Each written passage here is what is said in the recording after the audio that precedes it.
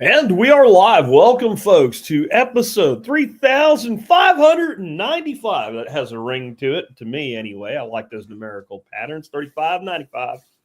And it is a Tuesday. It is December the 10th, 2024. That means the daggone year is almost over. Have you thought about that? I kind of lectured you a little bit yesterday about starting, like, improving your life yesterday instead of waiting for the new year. But the other side of it is the new year is coming, and that means this year is ending. Tick tock, the clock ticks for us all. You're either building more self-sufficiency, self-reliance, and independence and liberty into your life, or life itself is moving you backward. I haven't said that for a while, and as I was doing the intro today, I was like, you know what? It is time for it. I'm being complimented on my jacket here. My jacket's actually a Walmart jacket that I ended up really liking. I think it was like $18. I was actually down at one of our sponsors' events today, John Bush. I think I was down there for Exit and Build, and we had an outdoor dinner, and I had a really heavy coat, but I didn't have a light coat, and it was going to be kind of cold during that outdoor dinner that I didn't know we were going to have an outdoor dinner, and I wanted layers, so I ran into Walmart and picked it up, and son of a gun if I didn't end up liking it. Anyway. Not really that it's that important. What are we going to talk about today? Today's title is When Trust Burns, Truth Emerges. And I won't go deep into the individual thing, but really what got me on this one today was a few things. But one was a new report saying that the Arctic will be ice-free by, you guessed it, 2027. And I just thought about how many times we've heard that. And then I read the responses to it, and the ratio was brutal. Usually when you get these climate alarmist posts, you get at least some people saying, it really is true, it's going to happen. We need to get the climate tonight. It was just brutal in the other direction. Post after post of screenshot after screenshot of alarmist claim after alarmist claim, spanning about 50 years of this nonsense. And I went, people are waking up. And I'm listening to people that maybe are seeing conspiracies even where they aren't at, but that's a natural response to constant and continuous lies. If you want to go back to like the pinnacle of trust in government in America, even though there was a lot wrong and there were some people pushing back against it, it probably would be for the average person in the 1950s. Felt that even when government was wrong, they were doing their best. And from there, there's been an unwinding all the way. That was kind of the peak of the last high in the cycle, if you buy into the theory of the fourth turning, even if you don't fully, and I don't fully, there is something to these cycles of ebb and flow of trust in government, of coalescing of society and breaking down and rebuilding on the other side. And as I was looking at it, I was also thinking about Daniel Penny being released, which was a good thing. But then, of course, immediately the race baiter says because he's white and they think it's okay to kill black people or some stupid shit. And how many people are beating that down, including a lot of people that are African Americans beating that down instead of just going along with the narrative. And I've seen this over and over again. And so I posted something. I posted a thing that said, people are losing faith in our institutions, the media, the government, big pharma, all of it, the judicial system, etc. And that's not a bad thing. And of course, several people, including one of my very close friends, showed up and said, oh, it's all by design. They're doing it on purpose. And it's going to be technocracy next. And I have a whole segment on that today about, our autistic libertarian friends. And I consider myself a libertarian, by the way, but I'm a pure libertarian, making me an anarchist. And what I think has happened to a lot of libertarians is they can't, like I said, we were heading up to the election, they can't handle winning at all. They're addicted to losing. So when they win something, they don't know how to respond. And I looked at all of this and said, you know what? This is a good topic for today, especially this time of year as we're heading toward the end of the year. Let's go out. I'm going to disappear in a couple of weeks, a couple of days before Christmas, and I won't come back till after the new year. I did the work on the count and looking at the calendar, and I'm going to have a really long holiday vacation this year. And I thought, let's do some sizzle before we end, even though I alluded yesterday that we might not. So we're going to talk about a bunch of stuff today. we've been taught that we should want to trust government and institutions, but is it true? Has it ever worked out that way? We're going to go through a number of, categories of institutions and groups and oligarchs that we're supposed to trust and why we don't. And then we're going to talk about why that's a good thing if we capitalize it. We're going to talk about our full retard, if not at least severely autistic libertarian friends. And again, I put myself in that group. Okay, I'm on the spectrum. I would have been diagnosed at least ADD or ADHD if it existed when I was a classic Asperger's person. I'm not really picking on people, but I do think that people can go to extremes. So we're going to talk about how people get to those extremes where they become myopic and they can't see, but yet they still have a point that we do need to listen to. And what the conclusion from all this needs to be, if we are to capitalize while our enemy, and I do use that word, our enemy is currently in a weakened state due to their own incompetence, stupidity, and such greed of malice that they overshot the mark in just about every place that it could be overshot. And then we'll end with some final thoughts about contributing or attributing to malice what can be explained through incompetence and a realization that nothing is more corrupt but also incompetent than the state. And history shows this. Before we do that, let's go ahead and hear from our sponsors of the day. Sponsor of the day number one today is Anton's Land of Biltong. Life is too short for average. I agree with that. Anton makes amazing biltong, amazing dry sausages known as Duors. And Kalbanazi is another sausage they make there. You should really check out Anton's site. Pick up some of this stuff. I'll just give you a warning. You know, like the warning on cigarettes or alcohol. This product may be addictive. It's actually good for your health, so that's okay. But it may drain your wallet down a little bit if you start trying this stuff. You can also learn how to make it yourself. But if you want to know if you're doing it right, eat some from somebody that makes it right first. And it's Christmas. There ain't no one that likes meat that's going to be upset if you hand them a pouch of biltong for Christmas. So if you're looking for Christmas gifts, while I did put out a Christmas list yesterday of items from T-Spaz and some other stuff, I said, remember all the MSB supporters and sponsors, and Anton's one of both, and he's definitely worth checking out. Next up today, this fits right in with what we're talking about, even though John can be one of those autistic libertarians that I mentioned and kind of Eeyore, it's all by design. He actually means really well. What he's afraid of is when people point it out that they have false hope. And I don't. And I think by now, John and all of y'all should know that as well. But John is really good at statist jiu-jitsu. He's put together a Freedom Trinity webinar where you can learn how to defy the state wide in the open using a 3-part framework that forms a bridge from the matrix to the private realm. Works in all 50 states plus Canada, Mexico, and the United Kingdom. Here's the beauty.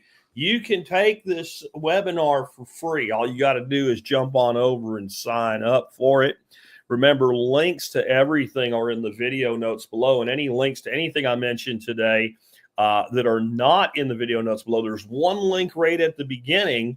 And if you use that link, then you'll get over to the audio version of this where all the resources, everything I talk about is all available to you, except if you click that link while we're live, it won't be there because some of you need some help. We're not done yet. It can't possibly be there until the show's done because that's the recorded version of it. All right, so let's dig into this. Again, I want to just start off with, you know, where we are and how we've gotten here. And a fallacy that is not, you know, one of the logical fallacies that are famous, but a fallacy nonetheless. And that fallacy is we've been taught that we should not that we should just trust in government. We have been taught that we should want to trust in government and institution. But is it true? Remember Stafford Beer? The purpose of the system is what it does, and there is no point in arguing for what it's supposed to do other than what actually comes out the end is the purpose of the system. Whether it was an intentional design or an incompetent design, the purpose of the system is what it does. If you build a machine that's supposed to produce round 10 millimeter thick discs that are 4 inches in diameter, and what comes out the other end are, 10 millimeter thick squares. It doesn't matter that you designed it to make the circles. It makes squares. So the purpose of the machine is make the squares. So let me ask you something. Over any significant period of time, has it ever worked out for people to trust their government and their government institutions? And if you think back to the last high period, it would have been mainly the 50s, but about 1945 to 1965. Now, keep in mind during this, we had actual government sanctioned racism and open overt racism. But let's take that as a time specific problem due to the politics that led up to it and the happenstance of humanity. Let's give it, I'm not saying it was ever okay, but for the sake of this discussion in that 20-year period, let's pluck that out, put it on the shelf as though it was never there. And I will still ask you,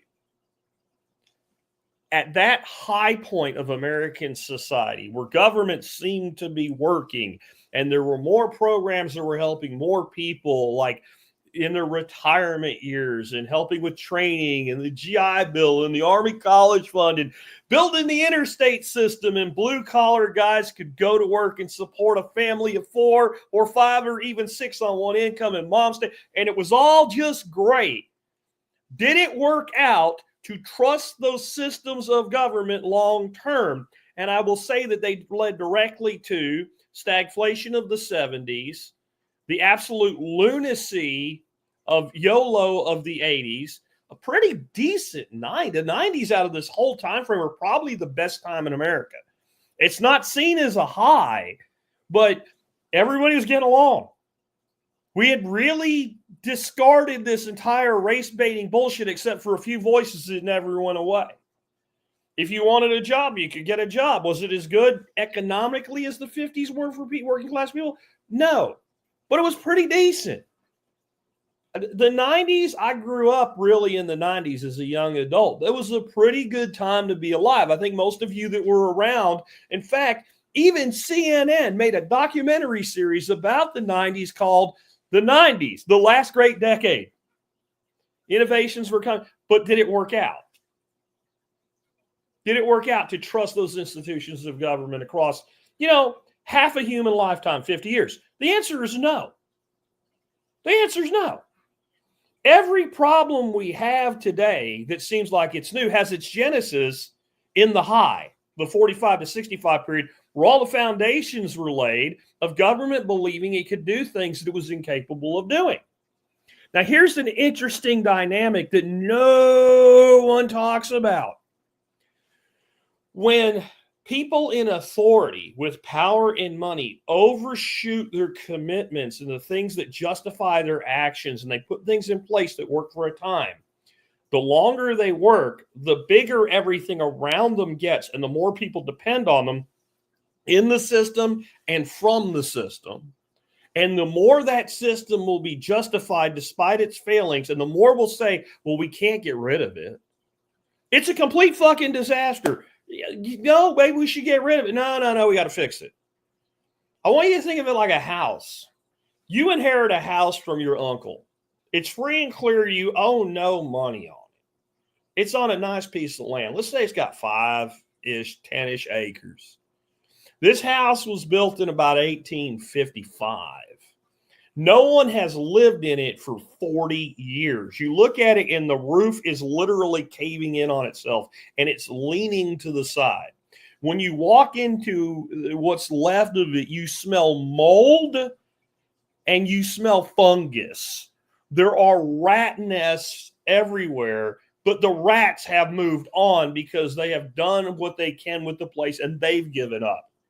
And your best friend says, wow, man, they don't build them like this anymore. It would be a shame to destroy this house. We should rehabilitate it and fix it and rehab it.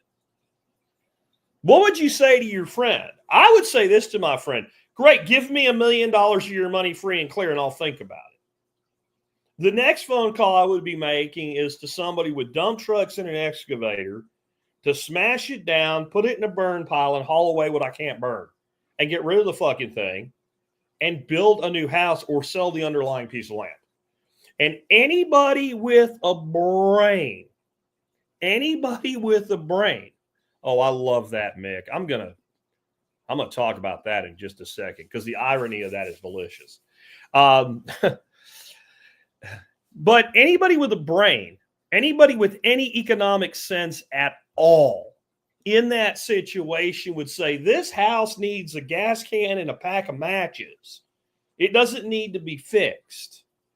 No one would say, but it's a house and houses are sacred, right? But have you noticed how much words are now being used to describe government institutions, financial institutions, even just traditional belief systems of the state? Precious. I've heard that word so many times recently. I like, is that a new word for the establishment to shove down our throats? Our precious institutions, right? You know, I'm looking for, like, it's almost like they're sacramental or something. There's another word that I use a lot of, but precious is so stupid. The fact that I just said it out loud, my brain won't go find these other words that they're using, right? As though these things are so sacred. Sacred and precious are like the new words de jour to describe things like cherished is another one. Thank you, Green Country. Hallowed halls of Congress. Sacred, cherished, right? They're using these words like we're talking about a fucking religion. Because to them, it is a religion. Statism is the most deadly religion that's ever existed. These things need to be torn asunder. And here's what 229 Mick said. You're too ignorant to understand how well the Department of Education works.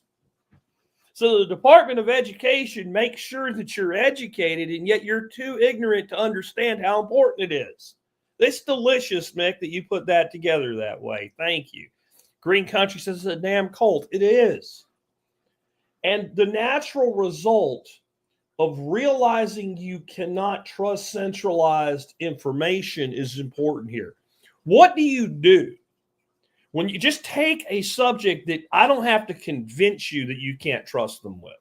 And whether that them is science, doctors, the government, the judiciary, the police, the military, the news, whoever. Just pick any one of those that you're fully convinced I can't trust anything that comes out of my mouth.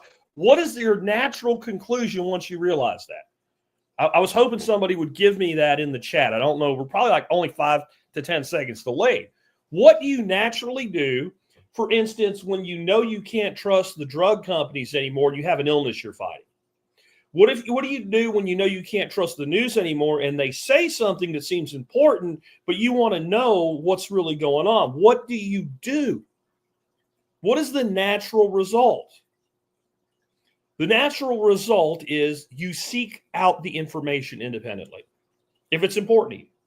The minute you know I cannot accept what CNN and Fox News are saying about this, but yet it's something that is important to me, you say, so I need to go out and figure it out. And this is great because what it does is it creates this situation where we literally have hundreds of millions of people at this point, all looking at individual threads of this tapestry that's designed to create an image for us that's completely untrue. And everybody individually is picking a thread or two to pull on. Well, there's only a certain amount of time that those threads can be pulled on before the whole tapestry falls apart. We're on the precipice of that right now. And this is why the establishment is freaking out. And yes, they're blaming Orange Man. But here's the thing. If there were no Orange Man, it might slow down the thread pulling, but nothing can stop it at this point. This whole thing is going to be flushed down the toilet. And trust in our institutions, our government, the media, etc., is not only at an all-time low, it's at an all-time declination angle. It is not, the trust deficiency is not slowing down at all. It's accelerating. It's like a stock graph, except instead of one where you're making money, you're going bankrupt. And we literally have people hitting rock bottom with it every day. And you say, well, once people have no faith, it can't get any worse. But it can, because how many people have no faith? The total number of people saying, I don't trust any of this shit at all, period, anymore. Zero. Even when I agree with it, I don't trust it. I have to verify it. That number is getting higher and higher and higher on a daily basis. And it's right now probably higher than it's ever been. And there's never been a time where it's easier to find alternative information and get as many views as possible so that you can put them all together and have a better actual view of the situation. And when they say, well, don't do your own research, trust the experts, one, all they're doing is clinging on to their power. But there's another way to look at it. Let's imagine that you're in a room, well, a pretty big room, 20 foot by 20 foot. So, and it's just a square. And there's something going on outside of the room is a building, right? And there's something going on outside of there. And what everybody's telling you to do is look out window number 1 and window number 2. Now, let's say that there is some accuracy to what you see through those 2 windows. But given we're talking about 20-foot walls, let's say we have a window every 5 foot all the way around, right? So we've got 4 windows per wall. We have 16 windows. And what they're telling you is don't look out the other 14 windows. We have identified the 2 windows that tell you what's really going on.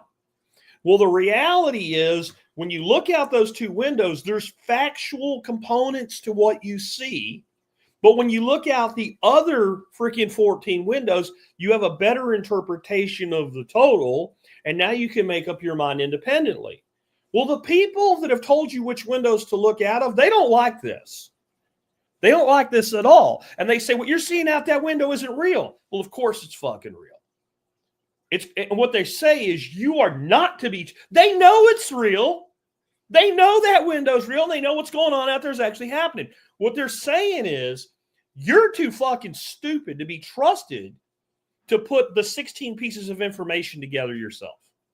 You have to trust them to tell you the ones that are really important. And that is just collapsing. It's absolutely collapsing. So let's talk about the areas where this has happened specifically. When I was putting this show today together, I started gathering a bunch of links and shit, and I said, fuck it. I'm not going to do that. If you question anything I'm about to say, then do what I just said. Go find the other 14 windows and make your own mind up. I don't want to tell you what to think, right? I like to talk to people about how to think. I like to tell people how to think. I hate telling people what to think. If I tell you how to think, unlike these fucking scum, what I'm saying is I trust in your innate human ability that when you're ready to learn and you begin to explore, that you'll find a conclusion that may not be the same as my own, but it'll be better than where you are at present. That's called faith in humanity. I have a lot of faith in humanity. I have almost no faith in humans acting together with an objective and an agenda, because the agenda, iron law of bureaucracy, always exceeds the individual person's altruism. And that's why I believe in individuals working with individual incentives is the best way to collective good. Okay?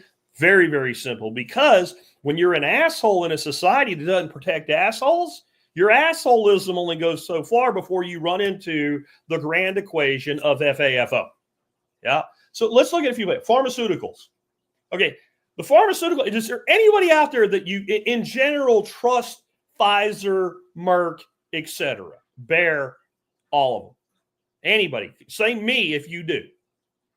And we'll see if anybody says that while I talk about them. I bet you can. And if you don't, say I don't. In the live stream. Got 130 people now. Let's get some. Either I do or I don't. Put that in your live stream for me, and we'll see if anybody says they trust the pharmaceutical companies at all. And don't do it facetiously like you trust them to be a snake because you know they're a snake. I know what you're doing if you do that. Do you actually trust what they say? I don't. Here it comes in, right? These companies profit off your illness. None of them profit off your wellness. This is a fact. This is a fact. There is nothing that they've ever made that they've heavily marketed and patented and protected and did all their wonderful shit with and lined up with freaking remixed pop songs into jingles that you take once or for 4 or 5 days. It cures your illness. It fights the infection, whatever. And then you go on about your life. Now, they've actually, especially during the high, made some things that do that, but they never market them. Isn't that funny? Ivermectin, I'm not even talking about COVIDs here. Ivermectin is an incredibly effective medication for the things that it works for. It's an antiparasitic, and it has some antiviral properties, and it works very well in the places that it works. Have you ever seen a commercial for it? It's also cheap, been around for a long time.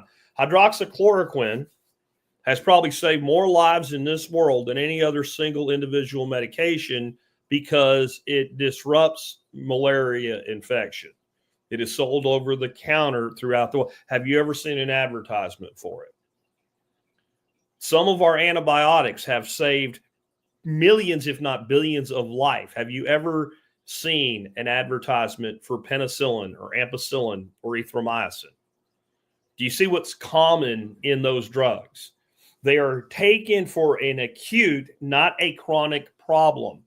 They resolve the problem, or more accurately, they aid the body in solving the problem. By killing the infection, they allow the body's natural defenses to take over and finish the job. Sometimes with antibiotics, for instance, it's a really good idea to replenish your positive bacteria in your body after taking them, but they do work. But no one markets them or advertises them. You've never seen a fat lady dance through the field to sell you penicillin, have you? Or any other antibiotic that actually works. But something you're going to take for the rest of your life, well, that you have a fat lady with type 2 diabetes dancing around while she's eating Subway sandwiches and passing them out to the whole freaking office, telling you you'll lower your A1C, but it doesn't make you well and it doesn't solve the problem. So people have seen enough of that they know they cannot trust the pharmaceutical companies. And when they come out with something that actually is really effective for something like cancer or something, they make sure it costs about $10,000 a pill, and they make sure that there's no way that anybody else can make it. You notice that? Like if you come out with this really great cancer medication that actually does help, it'll cost $10,000 a dose or $10,000 a week or something like that, and it's uber patented, and no one can make anything like it. But everybody has a fucking GLP-1. Think about that. Think about how many drugs are so patented that only one manufacturer makes it, and they can corner the market for 20 plus years until the patent runs out and it becomes a generic. And then they just brush it aside, change one little thing and rename it and do it all over again. But those are drugs that are usually short duration and low number of people using them at any given time. But you come out with something that a person's going to inject in their body for the rest of their lives, and all of a sudden all these companies are like, well, you can call it something else, and you can do, and there's like 40 different GLP-1s you can take, and they're basically all the same thing, and they're all expensive as fuck. Almost like there's some sort of cabal where they say, look, we won't interfere with you, you don't interfere with us, but we got to keep the price up. That's a crime, by the way. We'll get to the judicial system in a minute. How about the news? The news have openly lied to you. All the media has openly lied to you so many times in the past 5 years. I swear to God, I don't like to just insult people just for the hell of it. But if you trust anything that comes out of the mouth of the news, and I'm not saying it's all not true, I'm saying if you trust it before you verify it, you are a certifiable idiot at this point. A full-on ID-10-T parts manual number idiot. You are an idiot if you listen to the news and go, and especially if it sounds like that's a little bit strange or weird or extreme, and you just go, well, it must be true because so-and-so's in the nice skirt said so. She flicked her hair when she said it. She must. I mean, you're like the people that think the stripper likes them. If you trust the media at this point. In fact, you're worse. The stripper might actually like you. It's unusual, But you never know. Strippers have boyfriends. Sometimes they meet them at the strip club. Once in a while, it actually happens. You can never trust the media. If they're telling you the truth, it's either by accident or by design so that you believe the lie. How do you get somebody to believe the time when the time is wrong? You set the clock back 10 to 15 minutes, and if they haven't checked the time in a while, they'll believe it. If you set the clock back 5 hours, people look and go, that's something wrong with that clock. So the media has lied. They lied about just about every word they said about Trump. Even if you hate him, if you're honest with yourself, you know it was a lie.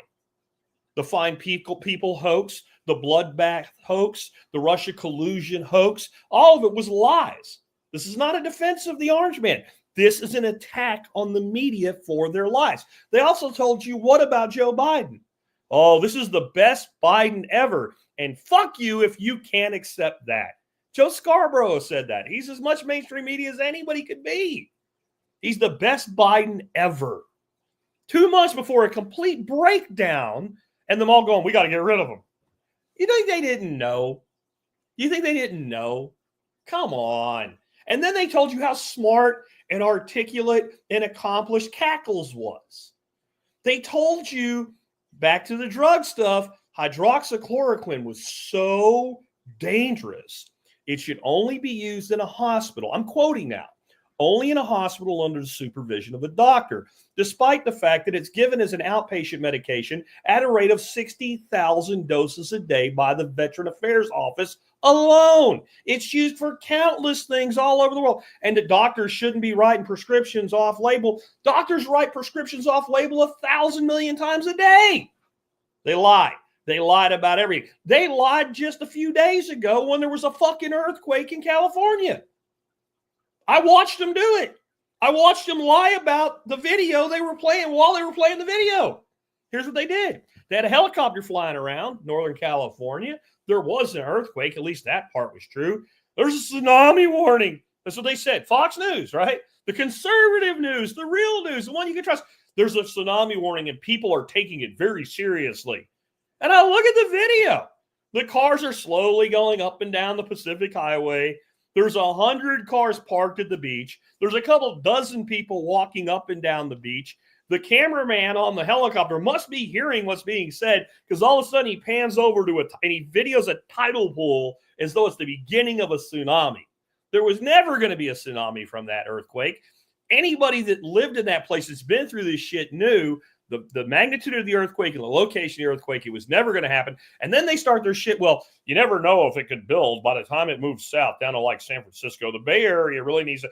And then they said, you need to get out now. And then 10 minutes later, they said, well, they're canceling the warning. And the first indication of that was no waves, but this is a good thing. I watched them lie in real time over 10 minutes. Well, the video they were talking about didn't match what they were saying. How about the real-time death counters during COVID? Does anybody believe that those real-time death counters had any link whatsoever to reality? You say yes if you believe it, no if you didn't in the live chat. If you do not believe that the real-time death counters had any link to reality at all, put no in the live chat. We'll see how many no's come in. I'm sure those are about to flood in like a bitch right now. They lied about everything. So why would you trust them? Okay, let's move on while I wait for those no's to come in. How about federal? Here comes no, laugh out loud, no, nope, no. Of course you don't believe them. Why would you? Why would you?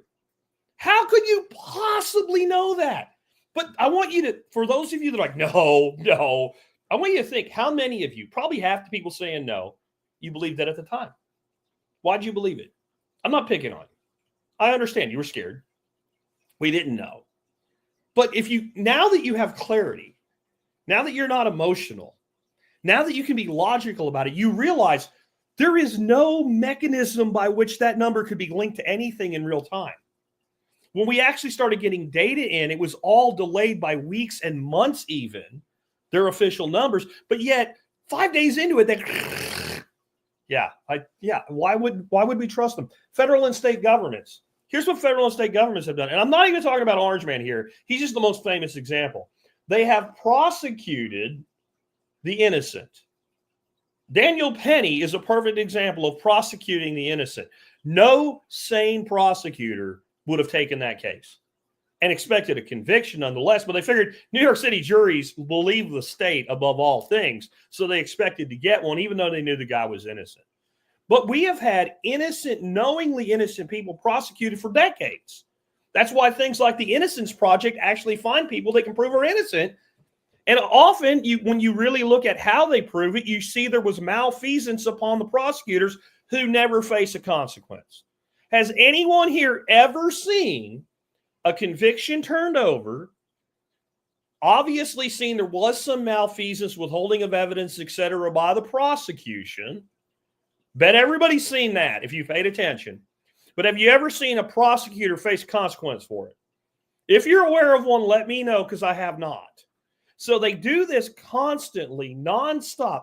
Builder of Castles says Cackles hid evidence herself. She was rewarded with the vice presidency and a Senate seat and almost a fucking presidency. And Cackles absolutely hid evidence that would have exonerated innocent people, and she's just one example. At the same time that they prosecuted the innocent, they failed to prosecute the guilty consistently. I won't even get into it. You know what I'm talking about. They allowed riots to occur, just permitted riots. And this, again, federal and state level. They've left our borders wide open.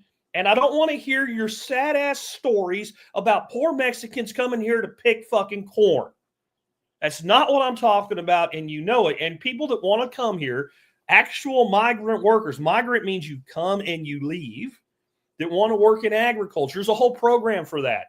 Don't worry. You close the border down tighter than a monkey's butthole tomorrow, okay? Tighter than a monkey's butthole dropped into a lion's den. And you will still have immigrant labor to pick your freaking vegetables, you lazy fuck that won't do it for yourself, okay? It'll be okay. They've left it wide open to people with multiple criminal things on their record, serious violent criminals. We have repeatedly reported people who keep coming back, and they're protected, especially by state and city governments. Okay.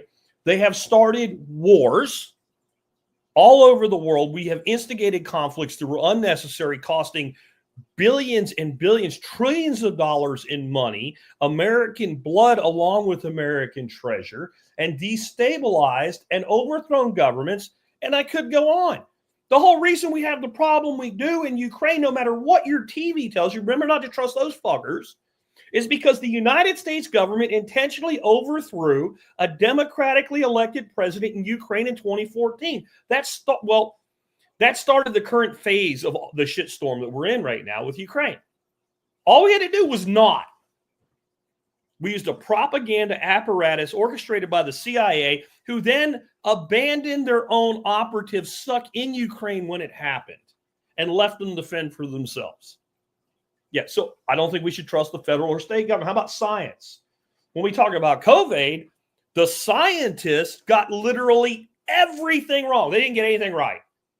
It came from a weird animal no anybody heard of, from a wet market, even though it was down the road from a bio research laboratory that specifically researches COVID viruses, coronaviruses. Yeah, that makes sense. And anybody that said anything about that laboratory was violently, it's not just told to shut up, violently attacked for it, deplatformed for it. It's a reasonable question, but you couldn't even ask it, right? Science has also said we're going to have an ice-free Arctic, and it was coming in 5 to 10 years. But they've been saying that for 40 years. We've had 10 years to act since 1989, and somehow we still have 10 years to act. When questioned about some of these dates, like when they said in 2007 the Arctic would be ice-free in the summer by 2013, go to PolitiFact, and they say it didn't happen, while they acknowledge that it happened. Like they literally say, no, Al Gore didn't say it, even though here's an op-ed he wrote saying it, but he didn't really mean it, because what he meant is it could, because he was citing scientists who said it that admitted they could be wrong. But when I looked at this, what the scientists said that Al Gore was parroting this shit from, the way they said they could be wrong is they said, if anything, our estimate of 2013, and they said this in 2007, could be overly conservative. And guess what just happened? Just today, there's an article out. The article will be ice-free by 2027. Do they even write new articles anymore? Or do they just change the date at the end of the headline? Because that's what it feels like to me. So I don't think we should trust them with that, right? Their recommended diets have caused multiple epidemics in society. I'm not going to hang autism on to them, and I'm not going to say it's seed oils or it's high fructose corn syrup or it's vaccines. I believe it is a combination of those things plus things like microplastics, all of which they get at least some blame for. But I'm going to stick to the things that are incontrovertible. Obesity, type 2 diabetes, low testosterone resulting in lowered birth rates. All of that is an absolute direct result of our diet, at least in part, if not in full. If not in full. Well, people used to exercise more. No, they didn't. Now, see, the problem when you say shit like this to people that are 50 years old or older is we remember like the 70s and the early 80s. And we know not everybody was running around doing pull-ups and push-ups and jogging all the time. There were fitness people and non-fitness people. You know what you do remember, though? Being like 8 years old and going to the beach and there weren't no fat asses anywhere. You remember getting on an airplane and never being like, oh, shit, that person's in my seat from their seat because half of my seat is occupied by their gut. When you remember being in high school like I did in the 80s, and you say, I remember the fat kid. Most of you that are probably 45 or older, if I said, who was the fat kid in your high school, can give me a name, a specific person. I hate to say it, but he's passed anyway. Jason Kochik was, and I was friends with him, but he was the fat kid in Pottsville High School. And I'm not talking about my senior class. I'm saying across, like by the time I was a senior, across the 4 years, if somebody said the fat kid in a high school with about 900 people in the high school, they said, oh, Jason. Okay. And Hudson said he had two. Probably name at least one of them. You think a kid in a high school of any size today, if you said, hey, who's the fat kid, is going to give you a single name? They might even give you a name. You say, is he the only one? Oh, no, there's lots of them. That's the one I know. Science did this. We were all taught how to eat in fucking school. They gave us the pyramid. We had health class. They said to eat this shit. And you know what people did? They ate the shit they were told to eat, and this is what happened. So maybe we shouldn't trust science. What have they gotten right? What have they gotten right that directly applies to your life? If you can think of something, put it down there. I'm not going to say they got everything wrong, but most of the things that impact the individual on a daily basis that you have control over, they might be really good at telling you this little microbe and this little microbe get together and do this thing. Okay? But they're not good at telling you the things that you need to do or what you need to believe or what you need to trust, are they? Let's keep going. How about right out of science, we go into doctors and big medicine, not just pharmaceutical. When I say big medicine, I'm talking about the hospitals, the device manufacturers, the whole giant medical industry independent of pharmaceuticals. The people that prescribe the medication instead of the ones that make it. All right? What have they gotten wrong? They went completely along with science and pharma. So if you say you can't trust pharma and you can't trust big science, you can't trust the people that do their bidding. But it's more than that. They ignore their customer feedback. How many of you, say me in the live chat, I don't see how many me's come in, have gone to your doctor and told them something you've experienced and they've written you off? They've either, like, it's a symptom and they said it doesn't matter. You took a drug and it gave you a side effect. They told you something like it was in your head or it's not worth worrying about. You changed your diet and started to lose weight and they told you it was still unhealthy. Anything like that. Just say me, right? They ignore their patients. They ignore what you tell them about your own life. They ignore your own lived experience. Imagine any other provider of a service to you that did that. Imagine you take your car, your Toyota car, to your Toyota dealership, to your Toyota mechanic, and you say, when I turn to the left, the car makes a clunking sound. And it's not the one where the mechanic gets in, he can't replicate it. I understand that. What if the service writer just looked at you and said, that's normal. Don't worry about it. It's all in your head. The car is fine. He hasn't even looked at it yet. The technician hadn't looked at it yet. Doctors do this shit to their patients all the time. Doctors have become two things: jaded, because people do exaggerate or lie or deceive. Okay, that's part of it. Dr. House was right. Everybody lies. But the other thing they become is under control. They make the most money by following the system of incentives that they've been given, and those incentives do not come from their patients. This is why if you want good medical care, the doctors themselves aren't the problem, the system they operate in. The minute you go outside the system, you get good medical care. I haven't met a person yet who has a direct primary care physician who doesn't take any insurance, isn't bound by anything he's told to do by the system, other basic medical licensing requirements, that's unhappy with their doctor. Not one. Not one. Not a single fucking one. So why would you deal with a doctor in the system if the system is the problem? Why? Because my insurance covers it. Your insurance covers you getting sicker, getting poor quality care. And when you really need your insurance, they turn you down. I'm just saying, right? It's me is coming in. Okay. Green Country Agroforestry says, not me, because he shot for a doctor of holistic medicine for his GP. But did it happen to you before you did that? And that's why you went and did that? You know, that's what I'm saying. We got somebody saying meat, carnivore, a bunch of stuff. People saying that they've had that experience with doctors. So they deny the results that you can see with your own eyes. Isn't that amazing? I've talked to people that said, I started doing keto, carnivore, some version thereof. My doctor was opposed to it. I've been doing it for 2 years. All my numbers are better. I've lost a bunch of weight and I'm in great health. My blood pressure is good. And my doctor still tells me that my diet is unhealthy. How can you trust someone that denies what's right in front of them? How can you? The idea that they don't know is out the window. So you can't trust big medicine. You can't trust doctors in the system, period. You might rely on them, but you can't trust them. Those are different. Those are different. How about the military? The biggest thing the military did to lose faith in people isn't the wars they fight, because people who have a brain and an IQ over like 85 understand the military goes and does what it's told to do, where it's told to do it, by people that are not in the military. Okay?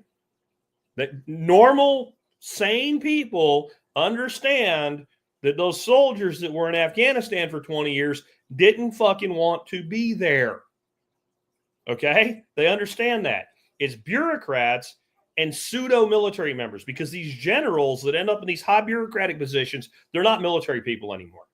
They become bureaucrats. So I'm going to give them a pass on that shit. But how about adopting and embracing DEI? Now, I know that directly came from above, but boy, it was embraced by a lot of people in the middle. And I know that for a fact. DEI has destroyed faith in the military. And because of that, the Army alone missed its recruiting target by 60% last cycle. 60% lower. It's never been this bad. It's never been this bad. DEI is just a death sentence to anybody that embraces it. The only way they've been able to get away with it so long is you have to pay for it, whether you want to or not, with your own money, because they'll steal your money from you. They call it taxes. The price we pay for a civilized society is a woke military. Yay. They also, though, as part of DEI, and this is true insanity, they made an enemy out of the primary demographic that has historically fought their wars. Now, I'm not saying there's not a lot of Hispanics and not a lot of black people that have served in combat. I don't mean it that way. But if you just look at the percentile of numbers, the primary demographic that serves in the military in combat MOSs over the last 150 years has been white rural males. They have made the white rural male the epitome of enemy. And then they don't understand why the people that they always relied on to be the core of their military aren't joining anymore. What 19-year-old male with enough testosterone in his body and enough physical health and capability in his body to be a good soldier is going to look at a man wearing a skirt as a general and say, I want to be part of that? Almost none. Hence, they've lost faith, not just in people having faith in the military, because it's probably of all the institutions today, people that aren't part of it probably have the most faith in it. Well, our military is awesome. And we do have some amazing capabilities. And we do still have some very lethal soldiers. But overall, the faith in the military can be directly correlated with the number of people willing to serve. And that number has hit rock fucking bottom across all branches. And it's a direct result of this bullshit. And it's stupid. Why would you do it? They've also ruined the careers of officers and NCOs just a few years from retirement to scrape a little bit away, not even a rounding error in the military budget, so they don't get that old style retirement. Everybody's on this new 401k shit right now. I have a good friend right now being totally fucked over by the Army because they want to promote him. But if they promote him, he's going to get his enlistment extended 6 years. And if he turns it down, they'll throw him out with like 2.5 years left to his retirement, and he'll get nothing. Why would you trust an organization that would do that? Why can't the United States Army say, hey, you know what, Master Sergeant, First Sergeant, you've given a lot of your life here. If you want to continue this way for a few more years for the retirement we promised you, that's fine. No. We're going to fuck you. Gee, I can't figure out why they can't recruit. And let's finish with courts and judges. Courts and judges. They constantly enforce unconstitutional laws that they know are unconstitutional. Any judge that knowingly enforces an unconstitutional law should be thrown off the bench immediately and go to prison, by the way. And again, when I say prison, I want you to understand, I do not use jail and prison interchangeably. You stay in prison a lot longer than you stay in jail, and it's a lot less of a comfortable place to be. Judges that knowingly enforce unconstitutional laws should go to prison. Prison. And if they enforce a law that's unconstitutional, at a minimum, whatever time the defendant would have served under that unconstitutional law, that should be their minimum sentence. If the guy could have went maximum to jail for 10 years, that judge should go to prison for 10 years. And I said jail, I mean prison. He should go to prison for 10 years. I believe that about anybody that falsely accuses somebody or falsely uses power to convict somebody. Prosecutor knowing what they're doing and they like withholding evidence, right? Like Cackles. Cackles should be in prison right now. Not for anything she did as a senator or the vice president, at least not as I'm speaking right now. Withholding evidence that could have exonerated someone that you're prosecuting should put you in prison for the duration minimum that person faced if convicted. And if you did it multiple times, you just start adding that shit together and no concurrent sentences. You did it to 10 people, 5 years each, 50 fucking years, goodbye, Cackles. That's what should happen, but it never does it? Has anybody ever seen a prosecutor accounted or a judge accounted for doing this shit ever? I haven't. They allow partisanship to affect decisions. The average Supreme Court decision should be 9-0. The average Supreme Court decision should be 9-0. Period. Why?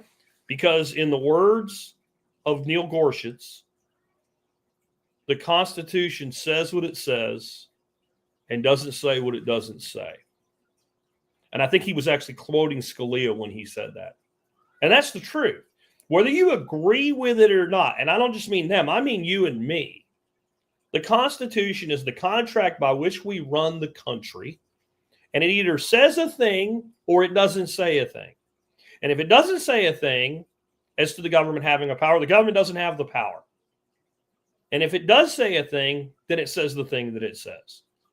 And if it puts the burden on the state, the burden should lie with the state, not the person defending themselves.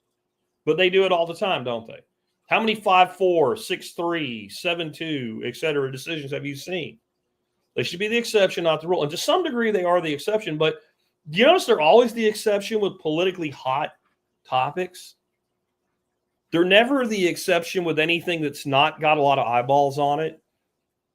Right? If you go and you look at the Supreme Court's history of decision in cases, you'll find that the majority of cases that the Supreme Court had heard that didn't get heavy media coverage either ended 9-0, 8-1, something like that. The vast majority. Because when they're judging it based on the law, people that are that smart at that level tend to actually get it right. But when they're judging it based on emotion, all of a sudden, the contract that is the Constitution that they swore an oath to doesn't, so we don't trust them. So basically, we can't trust the pharmaceutical company, the news, the federal and state governments, science, doctors, big medicine, the military, courts, and judges. And I could have made that list longer, but I don't want the show to go 2 hours like it did yesterday. Green Country said he agrees with sending them to prison, but they should have to pay for their own prison stay. That's actually happening more and more anyway. But why is this good? This sounds pretty fucking bad, doesn't it? Why is it good? Well, they were always corrupt. But now more people know it. Now more people know it. And this is something that, you know, I'm going to save my thoughts on autistic libertarians and can't win for a minute, but I am going to say that the same people that have been preaching not to trust these organizations now are the ones that have the hardest time accepting the fact that people have lost faith in the institutions they've preached against for 20 years. They can't take it as a win that happened, that they got what they've said they wanted for decades. But they were always corrupt. At least more people know now. Even during our highs, even during, like I talked about the 90s with some pretty a lot of nostalgia there. The 90s were a pretty good time to be a young person in America. All this shit was still going on. It just wasn't as visible. So it's good that people know, because you can't tear it asunder as long as people believe in it. As long as people believe in it, we'll protect it, we'll defend it. You protect what you believe. Even people that know it's flawed, if they believe in it at the core, they still believe we should fix the house instead of demolish the house and completely rebuild it. So that's a good thing. There's never been a time where the average person had a bigger voice. Here I am right now. I'll talk to, this message will reach 150, 200,000 people over the next week. I'm just a redneck hippie duck farmer with a podcast. I get told how insignificant I am every time I voice my opinion and somebody doesn't like it on social media. And I agree with them. I still have more influence than you'll ever have. I'm not that important, but I'm way more important than you are as far as getting the message out. But you could be getting your message out if your message actually made sense and resonated with people. Maybe you should try that. Right now, you have the ability to tell others what's going on. When I said yesterday, I'm disappointed in my own audience that no one seems to care about the cabal between DaVita and the American Diabetes Association. I had several people telling me, but I just don't have that many people to pay attention to me. So tell the ones that you do have paying attention to you. And when it comes to social media, not just for me, but for other people you follow and you like what they have to say, and you think I only have 20 people that are following me, but every time you repost and share what we're saying, you help us reach more people beyond your own, because that's how algorithms work. So get involved, whether your voice is heard directly or indirectly. You need to be saying these things if you believe them, because remember, I don't tell you what to think, but how. But if you're like, yeah, this can't be trusted, that can't be trusted, you need to be saying it, and you need to be reposting the things and sharing the things that are out there, especially with people that you're one off from. Your brother will probably listen less to you than the person you worked with at your last job. Hey, have you seen this? That's all you got to do. But there's never been a time where the average person had a bigger voice. And some people that are just average people become really way bigger than me. Oh, we have a former MMA fighter and reality TV host that is the most powerful voice in media across the planet right now in Joe Rogan with a podcast. And he brings the kind of people that tell the truth about this shit on and lets them tell their story. We need 1,000 more people like that if we're going to win this fight. The real information is available to anyone who will look for it. Now, there's a lot of, disinformation and misinformation in the alternative sources too. But there's windows everywhere. Go look out the fucking windows. Stop looking out one or two windows. And the biggest problem we have with people? They know if they look out that other window on the other side of the room, that it's not going to look the same as it does out that window. They're very comfortable with the way things look out that side of the window. It's everybody's fault but mine. Somebody else did it. Orange man good, cackles bad. Cackles good, orange man bad. Maybe you should look out both windows. Well, I can trust the rank and file FBI agents. Yes, and you will say that right up until they, hi, ma'am, I'm with the FBI. Can I come in? If you have any brains at that point, you say, do you have a warrant? No, then piss the fuck off back where you came from. But you'll say it, and saying it has power. Don't let that power work against you. What you say internally and externally has power over how you think. So when you say stupid shit like, but the teachers are trying really hard in school, and it's not true. Young, new teachers try really hard. By the time they've been there 5 or 6 years, they don't fucking try hard anymore. 1 in 100 maybe do. The average teacher just has a fucking job just like you do.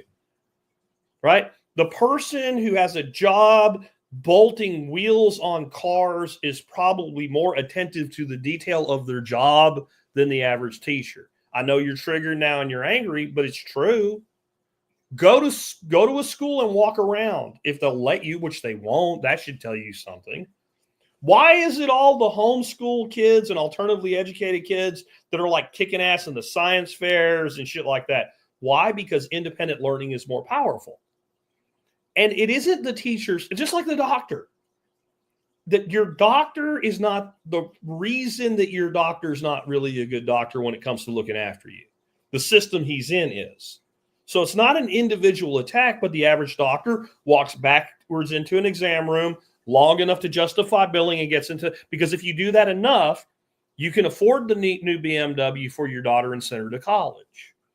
And you can afford the country club membership and all the other shit.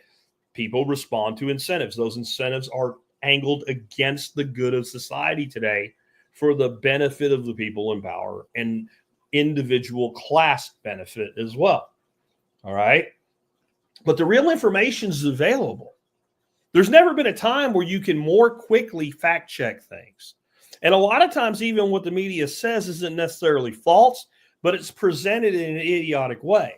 When they caught the Giovanni or whatever the hell his name is, the Italian Luigi, that capped the dude from United Healthcare in Altoona McDonald's yesterday, they said he went to McDonald's and presented a fake ID. And a whole lot of people that know not to trust the media and the government and the police departments and the FBI and all of it said, wait, who the fuck goes to McDonald's and is asked for ID? It ended up being the truth. He did go to McDonald's and he did present a fake ID, but not to the people that work at McDonald's. So some dude is sitting in the McDonald's who's like a customer. He looks over and sees this dude and says, that looks like the dude on TV. He goes to one of the employees at the McDonald's and says, that dude looks like the dude on TV. The McDonald's manager calls the police and says, hey, we think the dude you're looking for is here. The police officer comes, talks to him, and says, hey, have you been in New York City recently? The dude starts shaking and acting really weird. So the police officer asks him for ID. He gives him an ID, and it's a fake ID. Okay, and what people say, well, sometimes the media is working as hard as they can. They don't really have all the facts. Then you don't fucking report it if you're actually a fucking journalist until you have all the facts. And you present it in a way that's logical and consistent with what actually happened. But we already know you can't trust the media. So we need to get how did I get that information? I asked a question, why would you do this? And I looked for an answer and I found it relatively quickly. We need to do that with everything. If you're going to make any decisions in your life on it, like, oh, wow, there's this illness, I better go get a vaccine. Get a vaccine. You ever say that? There's an illness and you go get a vaccine. But the illness they're talking about, the vaccine's not for what the fuck are you talking about? They do this shit all the time. Get your own information. and get a lot of sources of information, compare them, and come to a logical, non-emotional conclusion. It's hard to do sometimes to be non-emotional when they activate your fear or your anger. See, Star Wars was actually right about that. Fear and anger are powerful, but they work against you. They work against you. Now, if you have logic on your side, anger can make you strong when properly directed. The problem is fear and anger inevitably direct your action in the wrong direction. It's not that fear and anger in of themselves are bad. It's that if you're led by fear and anger, it's bad. And what I mean by that, you're standing on the edge of a road. You're on a side of the road where the traffic's coming from behind you. The traffic coming at you shouldn't be a danger to you. There's no one coming behind you. It's a gravel road. You can hear it. And a guy's swerving and he's coming on your side of the road. You don't sit there and go, I should be fine. Fear takes over. You get the fuck out of the way. Fear is good. Anger can drive you to proactive action if it's righteous and well-directed anger. But when you act in blind anger, you usually end up directing your anger at the wrong person. The people that are in power are completely aware of this. Why do you think you had real-time death counters on the TV set? Because it activated what? Your fear center. Why do you think they told you the unvaccinated were the problem? Why did they tell you the people that didn't believe in the 6-foot distancing rule were the problem? Why do you think they told you the people that told you a cloth mask cannot block a virus were the problem? What center did that activate? A little bit of fear, but more anger. How do you think they got half the country buying into a ridiculous narrative? The activation of the fear and anger centers of the human mind in absence of logic to guide it. It is that fucking simple. It is that simple. And the reason it's hard to accept the simplistic is the more simple something is, the more the mind repels it. Henry Ford said that about the way the U.S. currency is produced. The reason, like, there's a misattribution where he says, if the people of the country understood how the currency was produced, there'd be a revolution before tomorrow. Never said it. It's a misattribution because I looked out all the windows and found that out. Couldn't find any documented point where he said that. What he did say was that the way by which the currency is created is so simple, the mind rejects it. It seems complicated, but it's not. I'm not going to get into how we create dollars, but it's completely preposterous that we would do it that way. But the way it's done is dramatically simple. And so your brain says something this fucked up can't be this simple, and you reject it out of hand. That's what they do. They use simplistic lies so that they use simplistic systems so that the truth is also simple. The mind will reject the simplistic and it will grab onto the anger and the fear. Very simple, very simple to understand. Crockpot Broccoli says Henry Ford was based before it was based to be based. Henry Ford's why you have a 40-hour week, not fucking unions. I'm just saying, and I could go on, but I won't. I'm going to move on. I'm not going to lionize Ford. He was a good guy. He was also an industrialist scumbag. So he did good and bad both, like most people, including me. All right. So the other thing we need to do is we need to show our results. I'm going to ask again, how many people out there are healthier today because you took the dietary advice of people like myself, Ken Berry, Sean Baker, Mark Sisson, Weston A. Price, not even full-on keto carnivore, paleo, anything that is exactly the opposite of what mainstream tells you to eat. How many people's lives are better because of that? Just say me if that's you, and we'll wait for that to come in. But we need to have a system where we get better at showing our results and lived experience, because there's nothing you can argue with that. I want you to think about something totally divergent from health for a second, at least partially divergent for what I'm talking about. How many of you maybe looked at one time at permaculture and thought it was a bunch of weird hippies rolling around in mud or something? But when you looked at the results of a permaculture garden, said, well, it works. I got nothing. I'm going to learn about this because there it is. See, that's the beauty of this.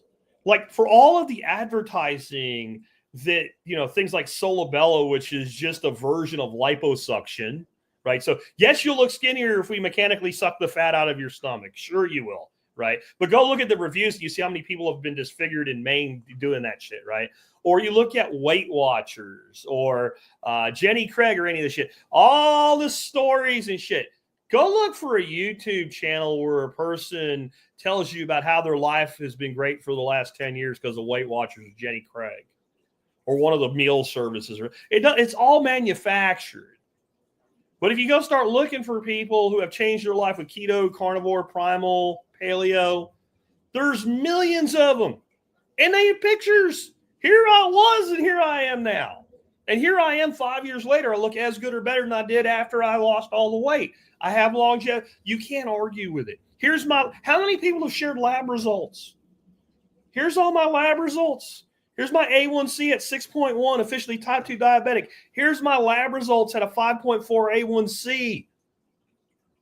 Completely healthy, 80 pounds lighter. Lots of people. There is nothing that you can do more powerful than demonstrate results. Here's all these people that did what you said and they're sick. And here's all the people that didn't do what you said and they're well. How can we be taking advice? Like American Diabetes Association, I'm not going to bring the whole DaVita thing up again. I'm just going to say they have this spokesperson that's their official dietary spokesperson. She's out all the time in these videos telling people what to eat, how to portion their shit, showing people a picture of a fucking plate with marks on it. This much should be grains and breads and stuff, and this should be meat. And this, like, she's got 3 chins. This is how little they give a fuck about you potentially having the ability to think for yourself. You'd think if they actually wanted to sell you on this idea, they'd just hire a good-looking chick that's skinny to do this. But no, they put a freaking obese person in charge of giving you advice as a diabetic about what to eat.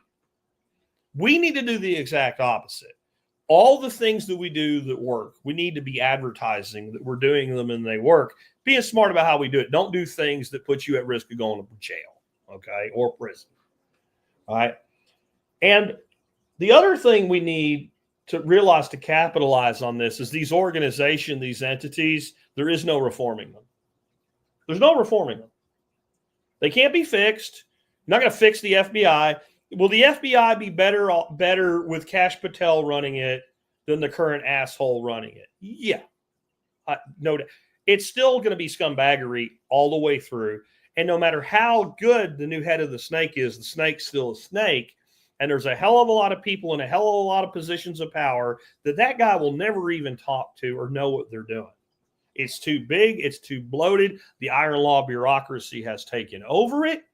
And everybody that's in the FBI jockeying for position to move up is worried about getting the collar, getting the conviction, solving the thing, catching somebody, whatever. Not because they want to do it because it's a good thing to do, but because you do that enough times while following procedure, you move up. And even if you fail while following procedure, you never move down. So we can't fix these organizations. They have to be destroyed or rendered completely impotent. And the only way that can happen is for the average person to go, no, don't trust them anymore. No confidence. It has to be a complete vote publicly, right? Amongst the general public, I no longer have confidence in anything you say or do, and I no longer trust you, and I will no longer cooperate with you.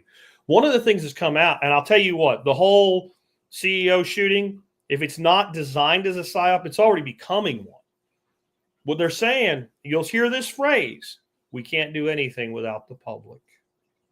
The person that identified him and the person that made the phone call are heroes. You're a hero because you said, hey, that looks like the guy on TV. Maybe we should do that's that's not a heroic thing. You didn't risk any. Heroes risk something for the betterment of humanity. You're not risking anything making a fucking phone call. If you're wrong, nothing happens. Cops come, ask the guy who he is. He says, my name's Bill. Here's my ID. They go, sorry, Bill. Bye.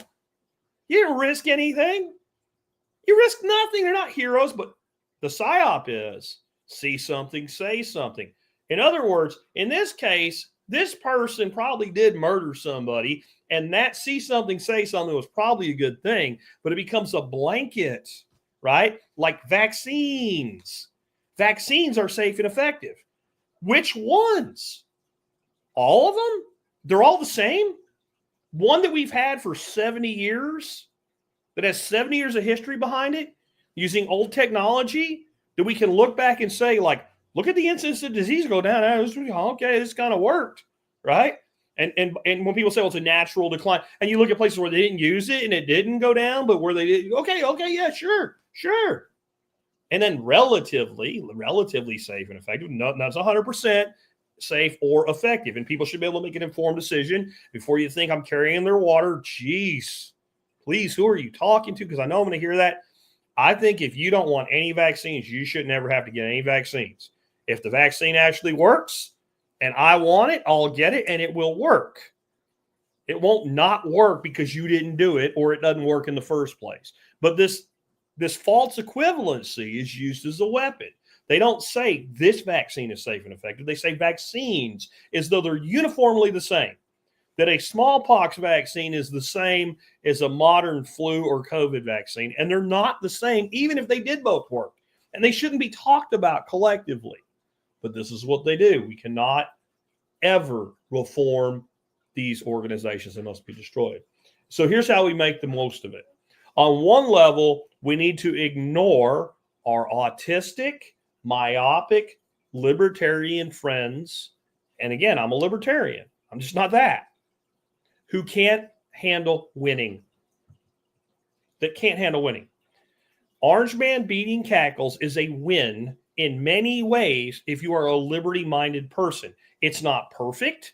It won't fix shit. But it's better than the alternative. They can't handle it.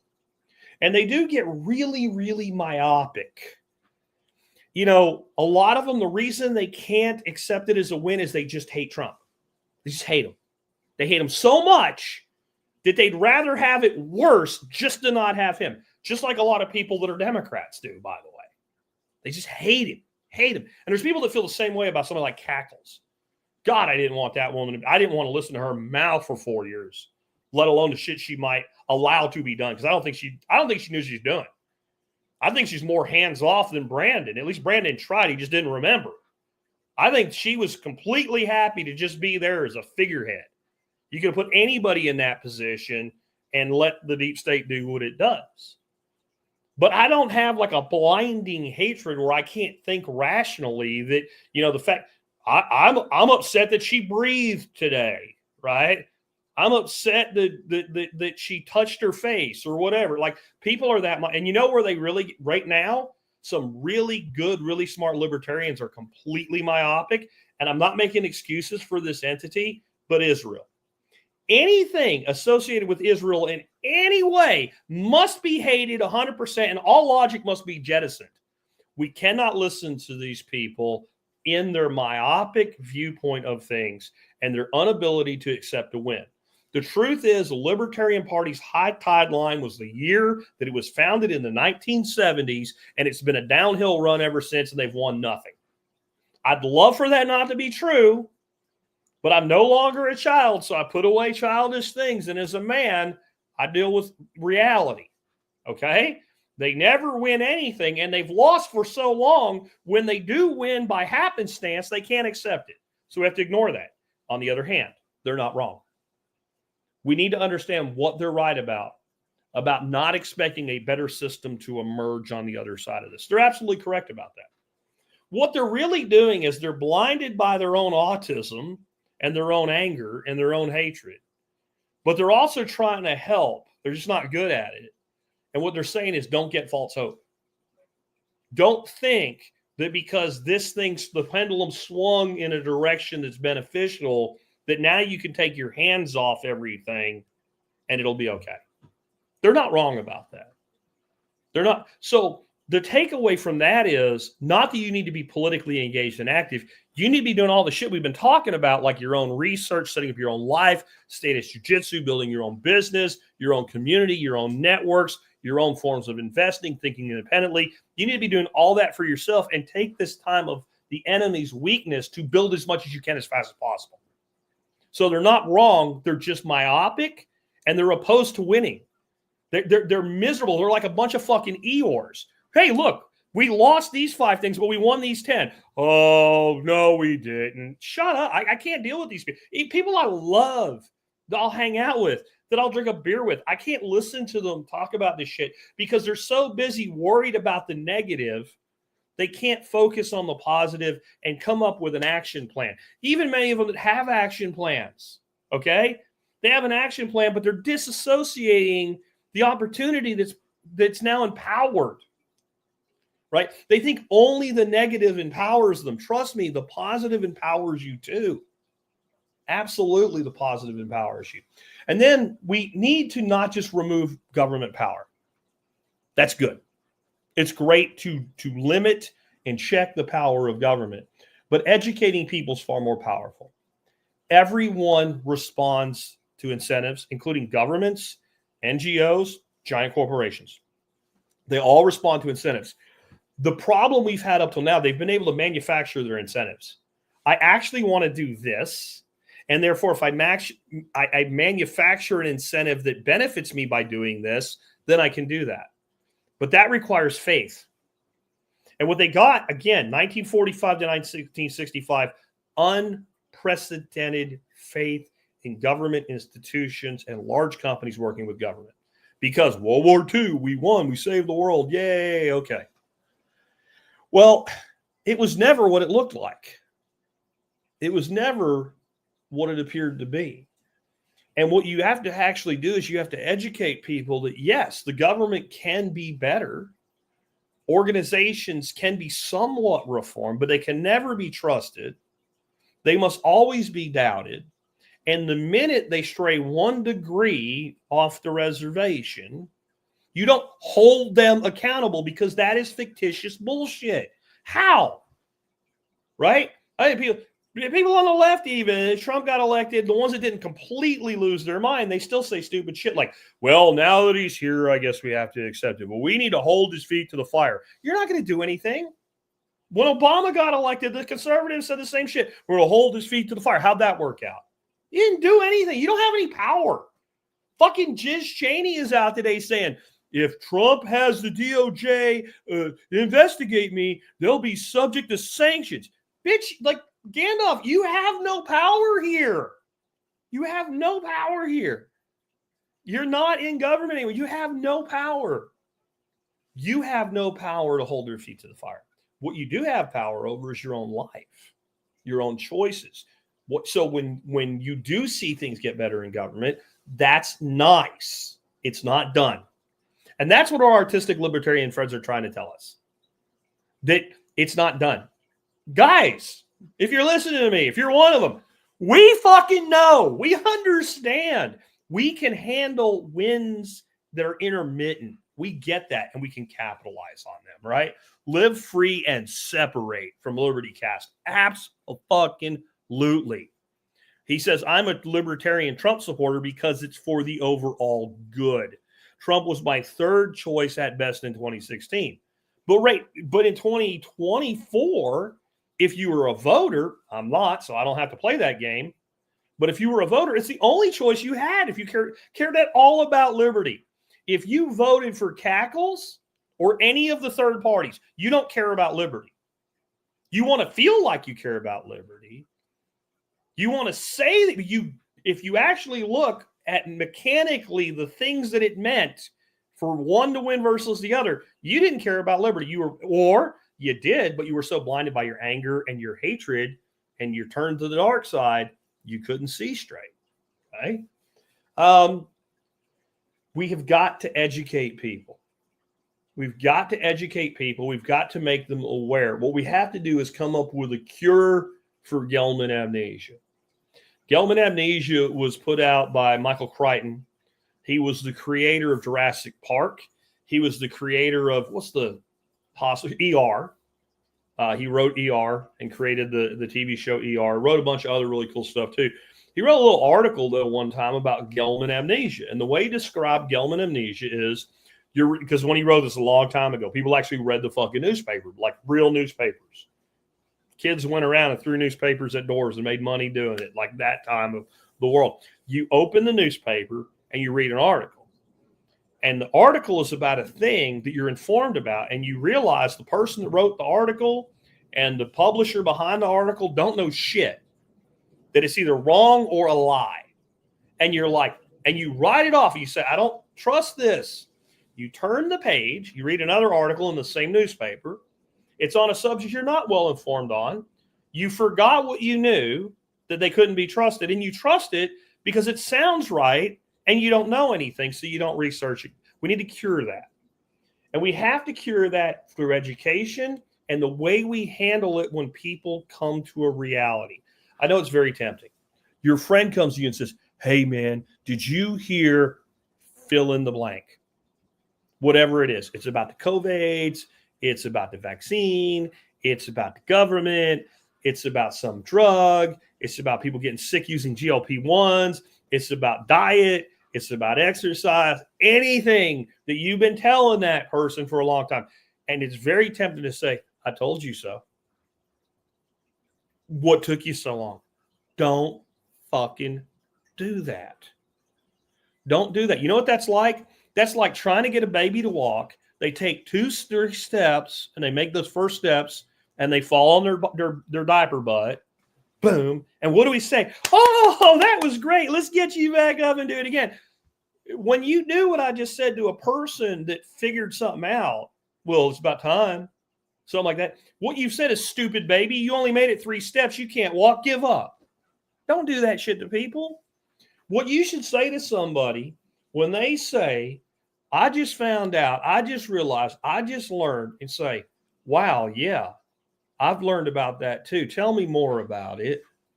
Get them to talk about it for a while. Get it. I know you already know it. I know they're not even going to get it all right. They just figured it out. Okay.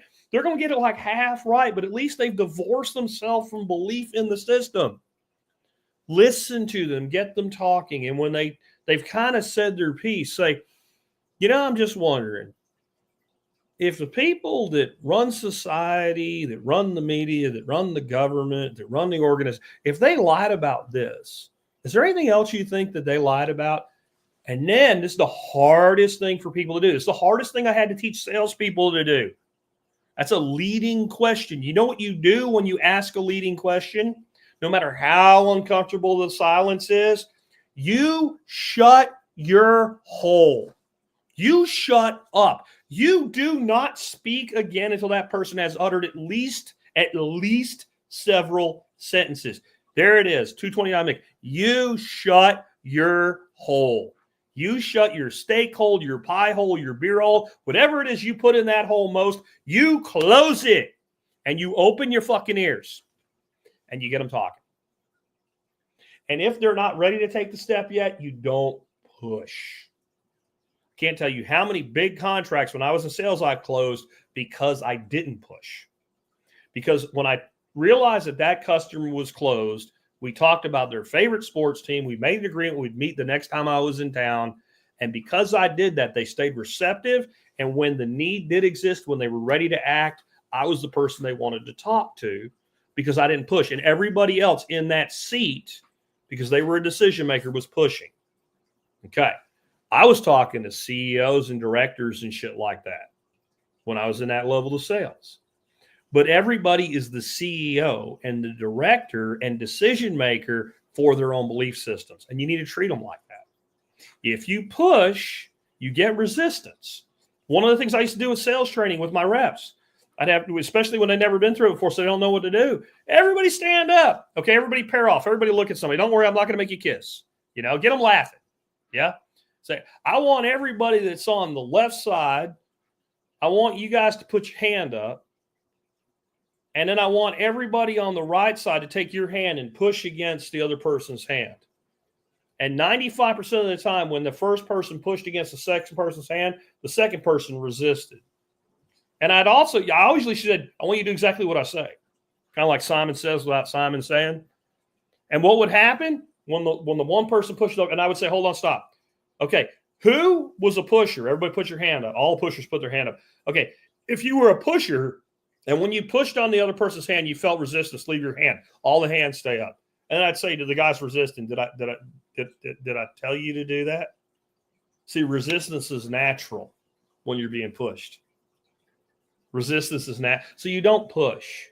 You get them talking, you let them say their piece, and you hear what they have to say. And you only discuss the things they're ready to discuss. And you discuss it mostly by saying, well, what do you think about that? You act like a psychologist. What do you think about that? How do you feel about that? What do you think we could do about that? Those conversations educate. And that is the cure for Gell-Mann amnesia. That's how you cure Gell-Mann amnesia. You are like the antibiotic. You are not a cure. You're a catalyst to cure in these discussions. Here's what I mean by that. If you take a person with no immune system and they get an infection, give them all the erythromycin, tetracycline, penicillin, whatever you want, they're going to die. They're going to die. A person with no immune system has to be kept isolated. Sometimes people go through treatments that nuke their immune system, that nukes all their bone marrow so they can have a bone marrow transplant. They can't have any contact with anybody. They're in a negative pressure room for months until their immunity builds back up because you can't treat them in the absence of an immune system. The antibiotic does not cure the disease. It weakens the bacteria that's causing the disease so the immune system can take over and do the rest. This is your job, is to be a catalyst, not a cure. You're the catalyst. The patient must cure themselves because they'll only believe it if they discover it for themselves. And the only way we can neuter these organizations for at least a few generations is to cure more than half the people of Gell-Mann amnesia. That's the real thing that needs to happen. And until it does, all you're going to get is fucking, what is it with the Terminator, right?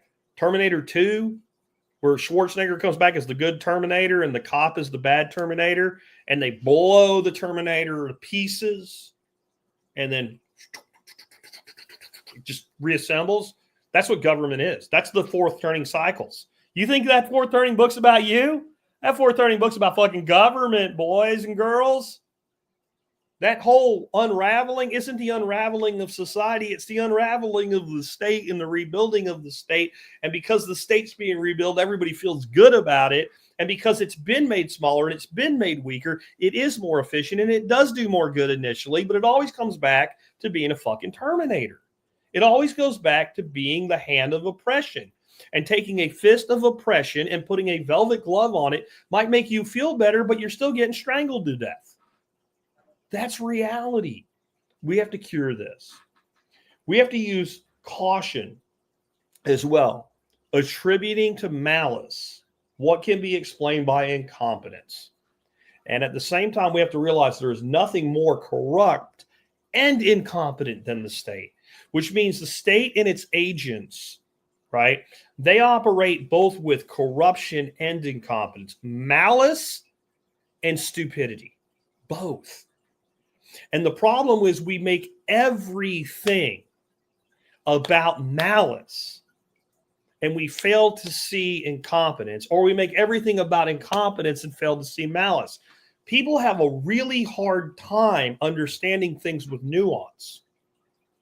And that's why when you have a discussion with somebody who's waking up, you only talk about what they want to talk about. Because if you start talking about something you're not comfortable with yet, no matter how much nuance you use, they're not going to accept it.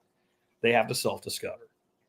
So I want you to start having more discussions like this. And I want you to, I'm going to tell my friend about carnivore. Are you still fat? Are you sticking to it? Or is your house on fire while you tell them to put a smoke alarm in? They're not going to listen to you.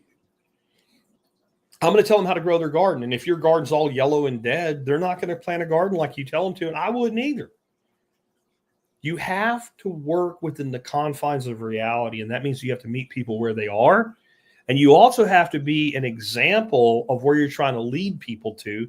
Because I'm not, just like I said about the lady from the American Diabetes Association, I'm sure she's a nice person. I don't mean to personally attack her. But I'm not taking dietary advice from someone whose fat has fat on it. Okay? Their fat is fat. I'm not taking your dietary advice. If you have more than one chin, I'm not taking your dietary advice. If you can't grow your own food, I'm not taking your gardening advice. If your house burns down every 5 years, I'm not taking your fire prevention advice. Bad things happen to people here and there as accidents, but you have a consistent track record of failure, then nobody should take your advice on what to do on that track record. Now, the other side of it, the person who had a track record of failure, who kept trying, and then found a way to reverse that, that's the first person you should listen to. So as much as it helps to have somebody fit, physically fit, tell somebody about diet and exercise the right way, you know what works even better? The person that used to be a fat ass. They have more clout because when the person always was fit, as far as you know, you're like, they got good genetics, they grew up working out, they're in the gym every day, whatever. But when you know somebody was really out of shape and they say, hey, look, you know, I exercise and all, but I'm not in the gym every day and I'm never hungry. And here's my results. Well, wait a minute. That's interesting. But that's our goal. Cure Gell-Mann amnesia. It is the biggest epidemic of our time because almost everybody knows not to trust the government, the media, the drug companies, et cetera, with something. But when you can't trust somebody with something that's important, then you can't trust them with anything. And only a fool thinks that you can. Honest to God, only a fool believes that a person who lies about 3 things tells the truth about 6 others.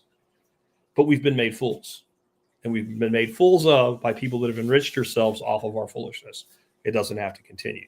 Anyway, with that, let me go ahead and wrap things up. I want to remind you of a couple of ways that you can help promote the show and the work that we do. One, hey, you know what? When I talked about gardening, you can judge my results and you can see I do know what I'm doing. You can look at the videos I've posted for 16 years of me growing food.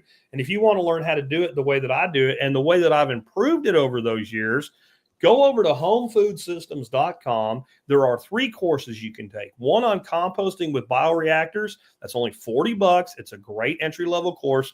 One on principle-based permaculture design. I guarantee you can afford this course. You know why? Because it's free. It's 100% free. And how about backyard cover crops and soil secrets? That one is a hell of a deal. Billy Bond, who spent thousands of dollars to take Dr. Elaine Ingham's course. This isn't my words. This is Billy's words. He spent over $4,000 to take her soils course. He said he learned more that was relevant to actual action for the average person in my $80 course than in her $4,000 course. He said that on a live stream to his people. I didn't pay him for it. I didn't have any idea he was going to say that. I'm just saying, if you talk about value, I'm trying to give it to you here with an education. I also do item of the day reviews, and I've got one for you today. And had I reviewed it yesterday, I would have went on my Christmas list. It's a simple little thing. They're under $20, no matter which size you get. It's made by a company called Olietta, and it's a stainless steel olive bottle. I love this thing, and I'll tell you why. Apparently, I said that I had 3 when I did my write-up, but when I looked it up in Amazon, I bought 4 of my previous version. I think I gave one as a gift. I only remember breaking 3. But I had this really cool ceramic olive oil dispenser, and I really liked it. And then my wife broke it. And then I bought another one, and then one of my cooks at one of my workshops knocked it off the counter and broke it. And then at this workshop, the third one that I know I bought for me, I was cooking on the flat top with it, and I knocked it off the shelf with the flat top, and I broke it. And I said, self, why do you keep buying shit that you clearly can't not break, right?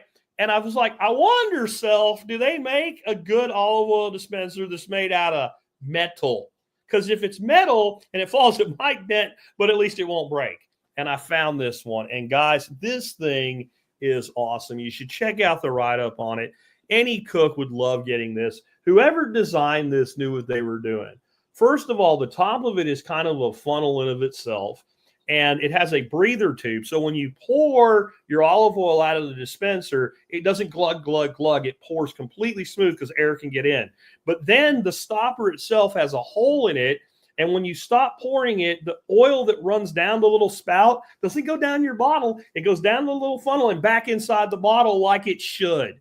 Freaking genius. Stainless steel. These are 16, 17 ounces, something like that. They're like $18. They make one a little smaller and two a little bit bigger. Great gift. Great product. Hey, Alabama says, how easy is it to clean? Hot water, rinse it out, put it upside down, let it dry. It's stainless steel. It's oil. Hot water, oil come off. Done. Simple. Easy. It's great.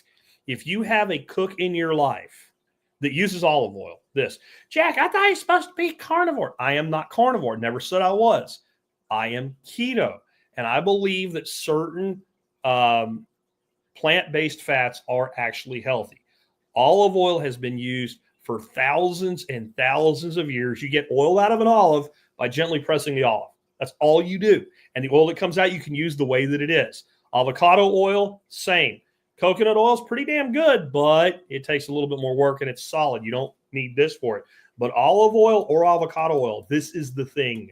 I like this size, and I'll tell you why. It's got enough volume that when you fill it, you don't have to do it again for a while, but it's not so much that you're worried about the oil going rancid while you're using it. So check these out. They come in different sizes. Some people have already said they're going to get multiples because they use multiple different kinds of oil. That's great. They also come in a copper and gold color, except they're not available right now in that. So you might want to keep an eye on that. What you could do is something color-coded around the neck if you wanted multiples to keep things separate easily.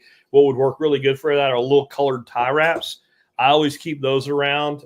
They're not very innocuous, so they wouldn't look out of place. But I'll tell you what I use them for. When I am brooding birds and I want to know which bird is which, I use them as leg bands until they get to a certain size, and then I cut them off because they're cheaper and more effective than leg bands. That's what I use them for. All right, so with that, do I have anything else for you? Oh, yeah, I do have one more thing for you today. The TSP Swag Shop is back in business, and we only have a few designs, and I wanted to show you a few of them today. I'm actually wearing one, but I'll show you which one I'm wearing in just a minute if you're on the video. But, you know, it has this little TSP logo on the front. The big image is on the back. Some people like shirts with big images on the front. I'm more of a minimalist there. I like the larger image to the rear, so that's what I tend to wear. It doesn't really work for the camera very well, but this right here is the one that I am wearing today, and I love this shirt. I think this would make a really great gift for a lot of people, even if they don't know anything about the survival podcast or care. It is better. I'd rather be a warrior in a garden than a gardener in a war. And the image on the back looks very similar to the Sentinel that we had years and years ago with the silver Sentinel coins. I think this would be a fantastic shirt for a lot of people. And we have some other ones too. That's just, you know, one of them. And let me get the better view of the design. And they are a great quality shirt. Tom, the web guy, is in charge of the store, sourcing everything. I gave him the swag shop because the last people didn't do a really great job, in my opinion, with it. But that's a fantastic one. And the Strike Ready with the coiled snake, Strike Ready, Survival Ready. That's a pretty damn good design. And then I love this one right here. For those that can't see it, it is a fading red 1984 overwritten with a bright, brilliant 1776. And I think that speaks for itself. So if you haven't checked out tspswag.com in a while, maybe do so. With that, I will wrap up and sign off with you guys today. Tomorrow, I'll have Charles Mayfield on for the third time on TSP. We're going to be talking about livestock, specifically pigs, and human skincare, and how things like pig fat actually are better catalysts for skincare products than all the chemical shit they put in bottles and sell you for lots of money online. And we'll be talking about, I'm sure, homesteading and pastured livestock and all the other stuff that goes along with it. With that, take care. I'll catch you tomorrow with that episode with Charles.